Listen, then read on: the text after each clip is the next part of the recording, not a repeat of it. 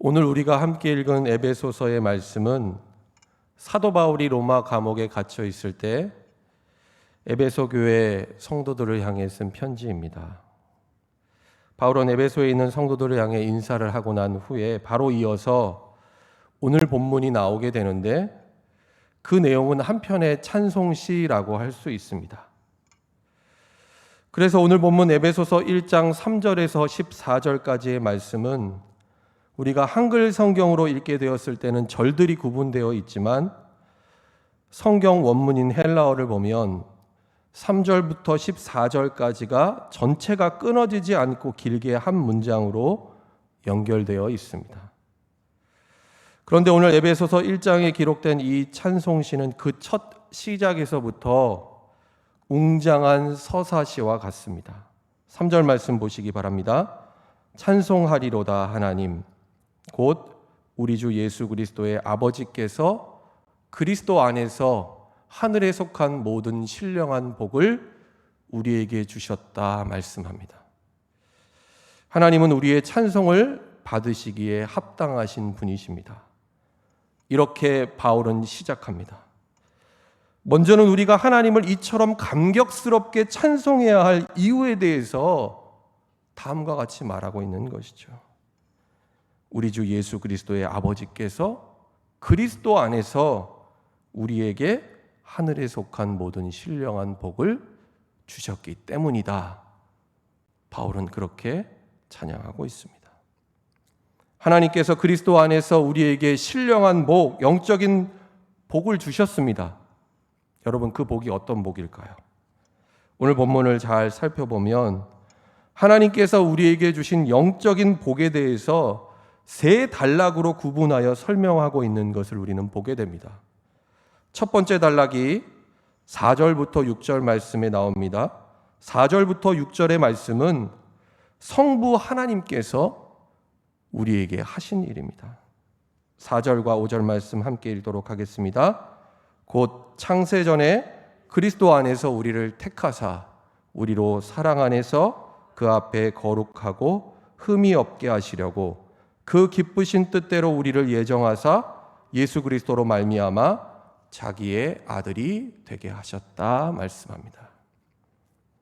여러분, 이 4절과 5절의 말씀의 핵심 단어를 두 단어로 요약한다면 선택과 예정입니다. 하나님께서 우리를 그리스도 안에서 택하셨는데 그것은 언제부터 택하셨는가? 창세 전부터 우리를 택하셨다라고 말씀합니다. 그런데 이처럼 우리를 하나님께서 택하신 목적이 있습니다. 그것은 우리로 하나님의 사랑 안에서 거룩하고 흠이 없게 하시려고 우리를 택하셨다라고 말씀을 합니다. 뿐만 아니라 우리를 하나님께서 기쁘게 하시는 그 뜻대로 예정하셔서 예수 그리스도로 말미암아 하나님의 자녀가 되게 하셨다라고 오늘 성경은 우리에게 말씀하고 있습니다. 원래는 하나님의 자녀된 신분이 아니었는데 예수 그리스도 때문에 우리가 양자됨을 얻게 되었다라는 사실입니다.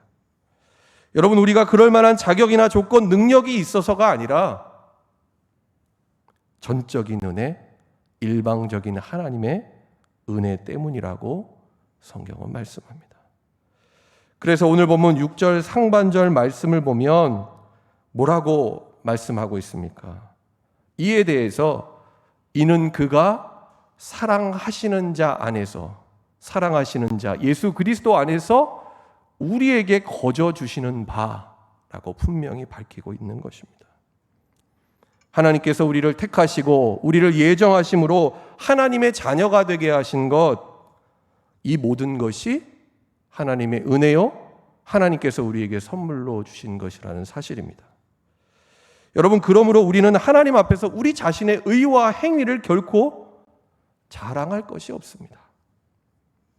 여러분, 한번 생각해 보시기 바랍니다. 누군가 나를 선택했다라고 했을 때 얼마나 기분 좋은 일이겠습니까? 그런데 다른 누구도 아닌 하나님께서 나를 선택하셨다, 내가 하나님께 선택받은 바 되었다라는 것, 그리고 나를 하나님의 자녀가 되게 하셨다라는 그 사실, 얼마나 감격스럽고 놀라운 일이며 하나님께 감사한 일입니까? 여러분, 세상에서는 보통 무언가를 선택할 때 나름의 기준을 가지고 선택을 합니다. 이게 과연 효용 가치가 있는가? 아니면 강하고 좋은 것인가? 흠이 없는가? 부족함이 없는가? 등등의 그런 기준들입니다. 그렇다면 하나님이 우리를 선택하신 기준은 무엇이었을까요? 이와 같은 세상의 기준과는 완전히 정반대라는 것입니다. 하나님께서는 약하고 미련한 자, 천하고 멸시를 받으며 하나님의 은혜 말고는 소망이 없는 그런 죄인을 택하셨다라는 것입니다. 여러분, 예수님께서 왜 이 땅에 오셨습니까? 마태복음 9장 말씀을 보면 예수님이 세리 마태의 집에서 음식을 잡수실 때에 그 자리에 많은 세리와 죄인들이 예수님 곁에 앉아서 함께 식사를 나눕니다. 그러자 이런 모습을 바리새인들이 가만히 있지 않습니다. 예수님의 제자들에게 어떻게 너희 선생은 저런 세리와 죄인 같은 저런 사람들하고 같이 식사를 할 수가 있느냐라고 비난하며 따져 묻습니다. 그러자 예수님께서 이 바리새인들의 말을 들으시고 이렇게 답하십니다. 마태복음 9장 12절로 13절 말씀 같이 함께 읽도록 하겠습니다. 예수께서 들으시고 이르시되 건강한 자에게는 의사가 쓸데없고 병든 자에게라야 쓸데있느니라. 너희는 가서 내가 긍휼을 원하고 제사를 원하지 아니하노라 하신 뜻이 무엇인지 배우라. 나는 의인을 부르러 온 것이 아니요 죄인을 부르러 왔노라 하시니라. 아멘. 여러분, 예수님께서는 건강한 자가 아니라 병든 자, 자기 의를 내세우는 자가 아니라 하나님의 긍휼하심이 없이는 살 수 없는 그런 사람들, 의인이 아니라 죄인을 불러서 구원하시기 위해 이 땅에 오셨습니다. 하나님께서는 우리가 아직 죄인 되었을 때에, 그리고 오늘 본문에 기록되어졌던 것처럼, 아니 그보다 먼저 이미 창세 전에 우리를 택하셔서 구원하시기로 계획하시고 작정하셨다라는 것입니다. 그리고 하나님의 그 기쁘신 뜻대로 우리를 하나님의 자녀가 되게 하셨습니다. 여러분, 이것이 우리에게 다른 어떤 것보다도 가장 값지고 귀한 복 아니겠습니까? 여러분, 그런데 우리가 이 놀라운 복을 알고 또 이 복을 경험하게 되면 우리 안에서 자연스럽게 나오게 되는 반응이 있습니다. 그게 뭘까요? 바로 찬송과 감사입니다. 그래서 오늘 보면 6절 하반절 말씀을 보면 그의 은혜의 영광을 찬송하게 하려는 것이다 라고 바울은 말하고 있습니다. 하나님께서 예수 그리스도 안에서 우리에게 주시는 이 은혜의 영광을 우리가 찬송하지 않고서는, 그리고 감사하지 않고서는 견딜 수 없다라는 것입니다. 다음으로 우리에게 주시는 신령한 복은 어떤 것이라고 말씀하고 있습니까? 오늘 본문의 두 번째 단락인 7절부터 12절 말씀에 나옵니다. 바로 성자 예수 그리스도께서 우리에게 하신 일입니다. 7절 말씀을 함께 읽도록 하겠습니다. 우리는 그리스도 안에서 속량 곧 죄사함을 받았느니라. 여러분, 우리가 받은 복은 속량 곧 죄사함을 받게 된 것입니다. 여러분, 하나님께서는 우리의 죄를 십자가에 달려 죽으신 어린 양 예수 그리스도의 피로 사하셨습니다. 속량이라는 것은 이런 말입니다. 값을 다 치렀다라는 것이죠. 죄와 사망에 노예되었던 우리가 예수 그리스도의 십자가의 은혜로 말미암아 노예의 신분에서 벗어나 자유함을 누리게 된 것입니다. 아무런 대가가 없는 속량이 아니라 가장 크고 비싼 대가, 어떤 대가입니까? 예수님의 생명을 내어주고 우리를 다시 사셨다라는 것입니다. 간신히 가까스로 하나님께서 그렇게 하신 것이 아니라 풍성하게 넘치는 하나님의 은혜로 말미암아 우리에게 이와 같은 속량 죄사함을 허락하셨다 말씀하고 있습니다. 그런데 이와 같은 예수님의 구속 사역은 우리의 지식이나 세상적인 지혜로는 깨달을 수 없습니다. 다 알 수 없는 비밀과 같은 것이라는 사실입니다.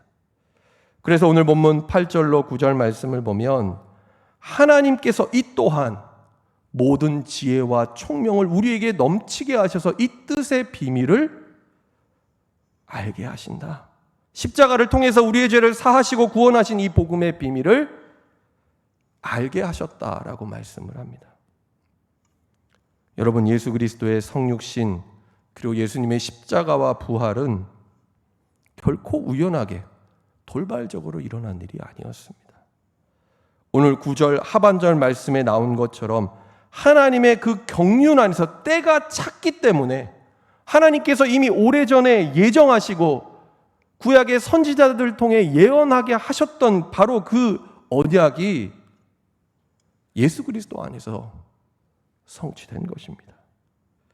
무엇보다 하나님께서는 이를 통해 하늘과 땅에 있는 하나님과 단절되었던 모든 것이 그리스도 안에서 통일, 곧 화해와 화평을 누리게 하셨습니다.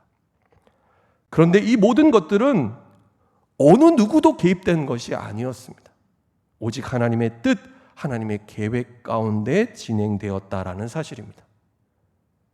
여러분, 그렇기 때문에 오늘 본문 12절의 말씀처럼 이는 우리가 그리스도 안에서 전부터 바라던 그의 영광의 찬송이 되게 하신다라고 오늘 바울이 하나님의 그 은혜의 영광을 찬송하며 고백하고 있는 것입니다. 마지막 세 번째로 우리에게 주신 신령한 복은 무엇입니까? 우리 안에 거하시는 성령께서 저와 여러분 가운데 하시는 일입니다. 오늘 본문 13절 말씀 함께 읽도록 하겠습니다. 그 안에서 너희도 진리의 말씀 곧 너희의 구원의 복음을 듣고 그 안에서 또한 믿어 약속의 성령으로 인치심을 받았으니. 여러분, 우리는 진리의 말씀 구원의 복음을 듣고 믿음으로 말미암아 구원받게 되었습니다. 여러분, 그렇지 않습니까? 그런데 우리가 받은 이 구원을 확인할 수 있는 분명한 증거가 여러분 과연 어디에 있을까요? 바로 오늘 본문 13절에 말씀하고 있는 성령의 인치심, 우리가 이제는 죄 가운데 구원받았고 하나님의 소유가 되었다라고 하는 이 분명한 도장의 날인 사인이 바로 성령의 인치심을 통해서라는 것입니다. 한 걸음 더 나아가서 14절 말씀에서는 성령께서 우리 기업의 보증이 되신다라고 말씀합니다. 우리를 위해서 친히 성령이 보증, 담보가 되어 주심으로 우리가 더 이상 구원에 대해서 흔들리지 않고 의심하지 않으며 믿음의 확신 가운데 하나님의 영광을 찬송할 수 있게 하신다라는 것입니다. 여러분, 이것이 오늘 이 에베소서 1장의 찬송시 가운데 바울이 고백하고 있는 성부, 성자, 성령 삼위일체 되신 하나님께서 우리에게 하신 일입니다. 그런데 이 긴 찬송시에서 고백하고 있는 내용을 다 잘 살펴보면 여러분, 어느 것 하나도 우리가 한 것은 없습니다. 처음부터 끝까지 다 하나님께서 예수 그리스도 안에서 그리고 약속하신 성령을 통해서 우리에게 하신 일이라는 사실입니다. 여러분, 그런데 어떻게 우리가 이것을 우리의 공로라고 감히 말할 수 있겠습니까? 여러분, 우리가 열심히 기도하고 하나님 앞에 나와서 예배를 드려서 얻게 된 것입니까? 아니면 우리가 남보다 선하게 살고 정결하게 살고자 노력하고 애써서 얻게 된 것입니까? 여러분, 우리에게는 아무 공로도 없습니다. 오직 은혜, 하나님의 전적인 은혜 말고는 여러분, 이 진리는 도무지 설명이 되지 않는 진리입니다. 그런데 오늘 이 찬송시에서 매 절마다 계속 반복해서 등장하고 있는 한 가지 중요한 표현이 있습니다. 그것은 그리스도 안에서, 헬라어로 엔 크리스토라는 것입니다. 이 표현은 오늘 본문만이 아니라 바울이 쓴 바울의 서신서 가운데 특별히 에베소서에는 대략 한 30번 정도나 나옵니다. 무슨 말입니까? 하나님께서 우리를 선택하신 것, 우리를 예정하신 것, 그리스도 안에서 하신 것이라는 것이죠. 우리의 죄를 사하시고 용서하신 것, 성령으로 인치시고 영원한 기업의 보증이 되게 하신 것 또한 다 그리스도 안에서 엔 크리스토스 행하신 일이라는 것입니다. 그러므로 오직 예수 그리스도 안에서 하신 일 가운데 여러분, 우리의 공로, 우리의 행위, 우리의 자격과 능력, 우리의 의지와 결단 등 다른 어떤 것도 끼어들 여지가 없다라는 것을 우리는 깨닫게 됩니다. 그러나 여러분, 우리는 이 모든 것이 은혜라는 사실을 지식적이고 이론적으로는 받아들입니다. 그러나 실제의 삶 속에서는 부인하며 살 때가 너무나 많습니다. 한마디로 말한다라고 한다면 많은 그리스도인들이 공로주의 신앙으로 산다라는 것입니다. 과거 중세시대에 여러 가지 잘못된 신앙의 행태들이 있었습니다. 그리고 그 깊은 뿌리에는 바로 이 공로주의 신앙이 자리 잡고 있었습니다. 그것은 신앙의 본질이 아니라 외형에 집착을 하고 겉으로 드러내는 신앙의 조건들을 교회가 제정한 양식에 따라 점수화하는 그런 행태였습니다. 몇 가지 예를 든다면 중세시대 사람들은 이런 생각들이 있었습니다. 미사를 더 많이 드리면 더 드릴수록 그 공로가 나에게 쌓인다라고 생각을 했습니다. 그리고 당시의 사제들은 평생에 한 번만이라도 로마에 가서 교황을 아련하고 로마에 있는 성지에 가서 미사를 드리는 것을 생애 최대의 목표로 삼았습니다. 그리고 중세 후기에 이와 같은 공로주의 신앙의 심각성이 극명하게 나타난 것이 있었는데 그것이 우리가 잘 알고 있는 바로 면죄부였습니다. 면죄부라는 말 그대로 어떤 사람이 지은 죄를 일정한 값을 치르고 용서하는 표를 의미합니다. 그런데 이들은 여기에도 인간의 공로를 개입시켰습니다. 어떤 근거일까요? 그리스도에게 남은 공로가 있다라는 것입니다. 그리고 이미 죽은 수많은 성인들이 남기고 간 그 남은 공로들을 누가 관리를 한다는 것입니다. 교황이 관리한다라는 것입니다. 그 권한이 교황에게 있다라는 것입니다. 그리고 교황이 이 남은 공로들을 필요한 사람에게 헌금을 내는 대가로 나누어 주어서 죄를 용서받게 하는 그런 논리였습니다.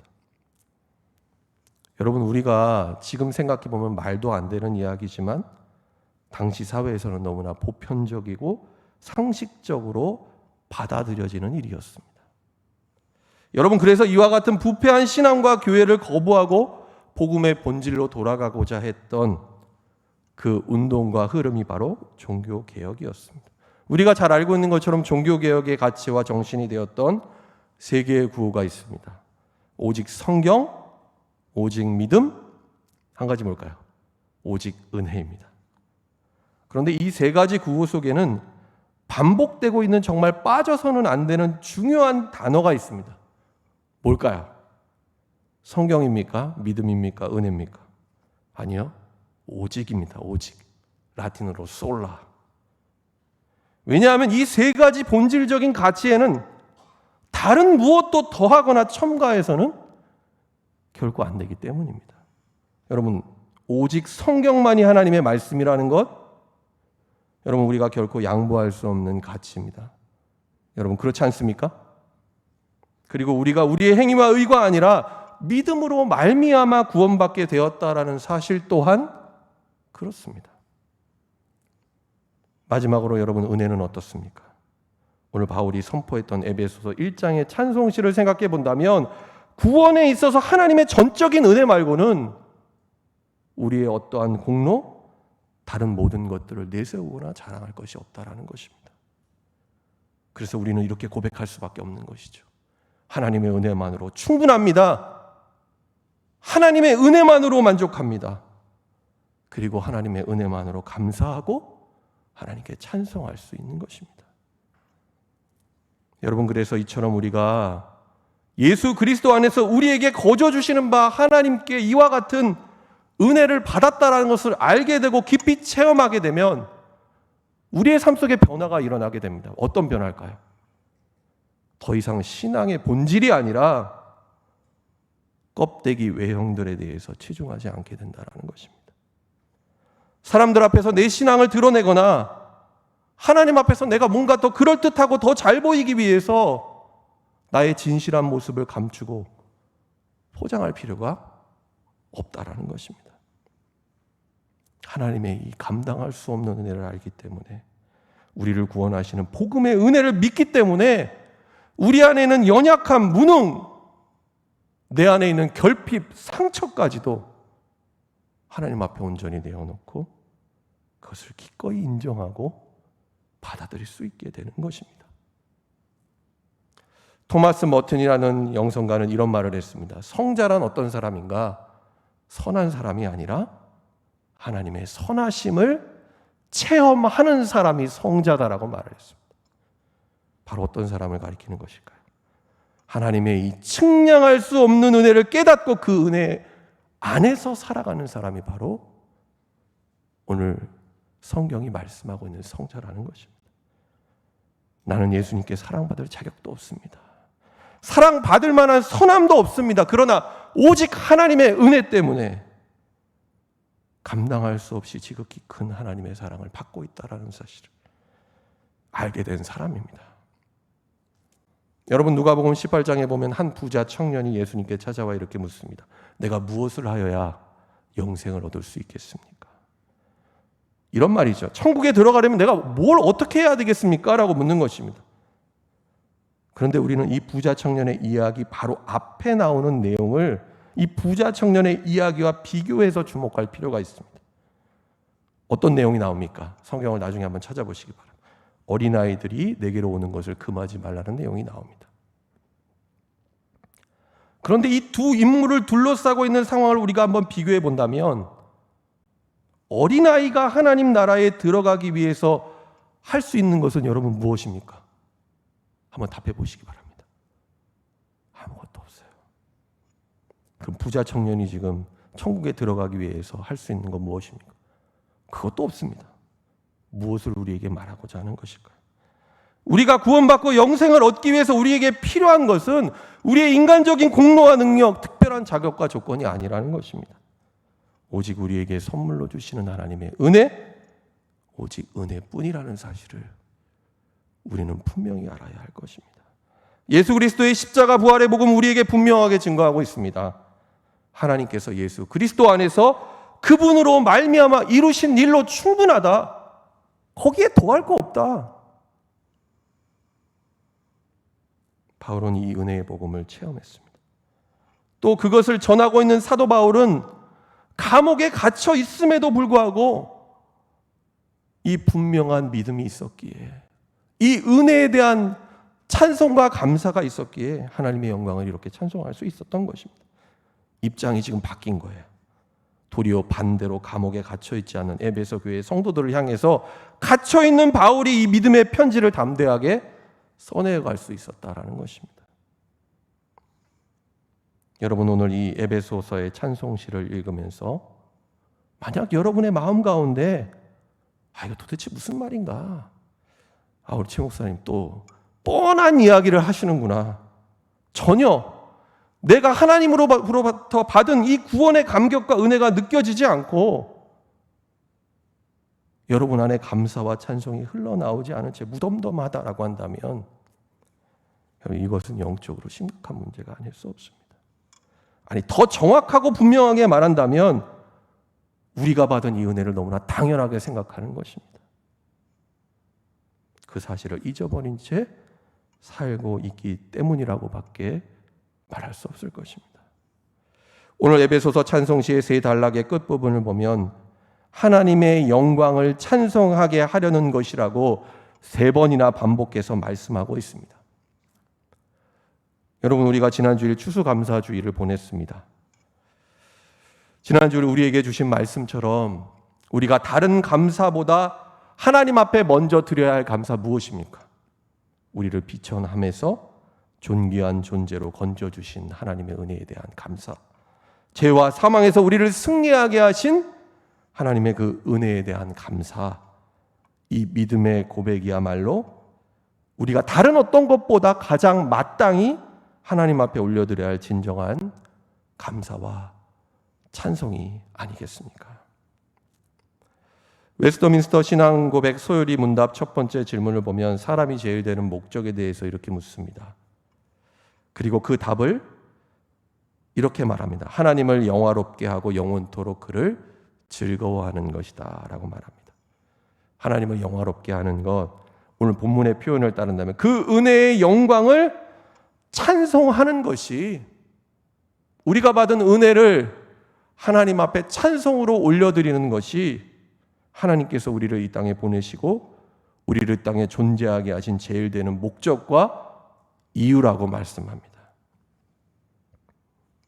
사랑하는 여러분, 바라기는 저와 여러분의 삶 속에 우리를 선택하시고 예정하신 하나님의 놀라운 은혜, 그리고 우리를 죄와 사망에서 속량하신 예수 그리스도의 십자가의 은혜, 오늘도 살아계셔서 약속하신 성령으로 인치시고 우리 기업의 보증이 되시는 하나님의 놀라운 이 은혜에 대한 찬송, 그리고 그 은혜에 대한 감사가 저와 여러분의 삶 가운데 늘 흘러 넘칠 수 있기를 축원합니다. 그래서 날마다 하나님, 나는 아무 공로 없습니다. 오직 예수 그리스도의 공로만을 자랑하고 주님의 그 사랑을 찬송하고 하나님께 감사와 영광을 올려드리는 복된 삶을 살아가는 저와 여러분 될 수 있기를 예수님의 이름으로 간절히 축원합니다.